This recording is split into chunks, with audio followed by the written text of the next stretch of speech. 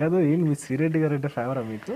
నాకు శ్రీరెడ్డి గారు నాకెందుకు ఫేవర్ అండి అసలు? మొన్న ఒక వీడియో చూసా, బాగా మాట్లాడారు కదా, ఆవిడని కూడా అన్యాయం చేశారు, ఆవిడకి ఏమి ఇవ్వలేదని చెప్పేసి. ఏ మాటకు ఆ మాట చెప్పుకోవాలి. శ్రీరెడ్డి ఈ అమ్మాయి బూతులు తిడుతుందని పక్కన పెడితే పాపం జెన్యున్ గా పనిచేసింది, దాన్ని అప్రిషియేట్ చేయాలి. అమ్మాయి పర్సనల్ విషయాలు అమ్మాయికి ఉంటే ఉండొచ్చులే కానీ అవన్నీ మనం ఎత్తుకొని మాట్లాడకూడదు. తను ఏదో వల్గర్గా మాట్లాడి లోకేష్ గారిని, బాబు గారిని, పవన్ కళ్యాణ్ గారిని అందరిని తిట్టింది, అవన్నీ పక్కన పెడితే పార్టీ కోసం అన్ని చేసింది పాపం. పార్టీ కోసం అంత చేసినప్పుడు ఇంత ఇంత ఇది అమ్మాయి మీద థ్రెట్ ఏదో ఇట్లా చేస్తారా అమ్మాయి చెప్తున్నప్పుడు ఒక్కరైనా మాట్లాడారా?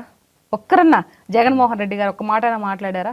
అమ్మాయి మా అమ్మాయి అని చెప్పేసి మాట్లాడారు. అదే అమ్మాయి బాధ. సో అంత బట్టలిప్పు తీసుకొని చించుకొని గొంతు చించుకొని మాట్లాడిన శ్రీరెడ్డి గురించే ఇది లేదు. ఇంక ఎవరైనా ఎంత అంటున్నా అంటే నేను ఇప్పుడు ఇంకొక విషయం కూడా అడుగుతా, ఏ పార్టీని పాజిటివ్ నెగిటివ్ మాట్లాడలేదు. ఫర్ ఎగ్జాంపుల్ మీరు శ్రీరెడ్డి ఎలా అయితే వల్గర్ కామెంట్స్ చేసి సోకాల్ నాయకులను తిట్టి ఒక కొన్నేళ్ల పాటు పబ్బం గడుపుకున్నావు, ఇప్పుడు ఆ అమ్మాయికి ఒక ఏ పార్టీ వచ్చి అండ చూపించలేదు, ఆ అమ్మాయి బాధ వ్యక్తం చేస్తుంది. సో రేపు పొద్దున ఇప్పుడు పులిసీత గారు కూడా ఓకే వల్గర్ మాట్లాడలేదు, ఏదో సెటరికల్ కామెంట్స్ చేస్తున్నారు. కొన్నేళ్ళ తర్వాత మరి పులిసీత గారికి కూడా ఒక టైం వచ్చేసరికి ఏ పార్టీ చూపించకపోతే అప్పుడు ఏం చేస్తారు? ఏం చేయను, ఇలాగే మాట్లాడతాను. నాకు ఏ పార్టీ పిలవబడలేదండి, ఏ పార్టీ పిలవడం అవసరం లేదు. నాకేమి మెడలో మాలలేసి నేనేం ఆశించట్లేదు. నేను ప్రజల్లో ఒక ఓటర్గా మాట్లాడుతున్నాను.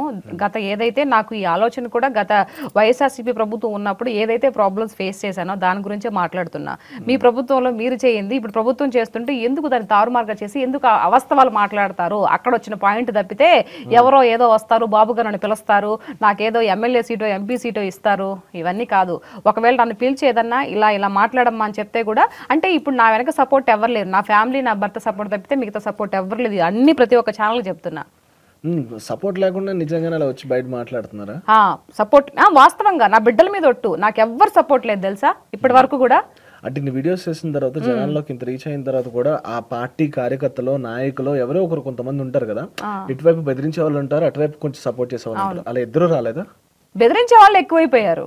సో సపోర్ట్ మీకు నేనున్నాను మేము ఉన్నామండి అని సపోర్ట్ చేసే వాళ్ళు ఎవరు రాలేదు.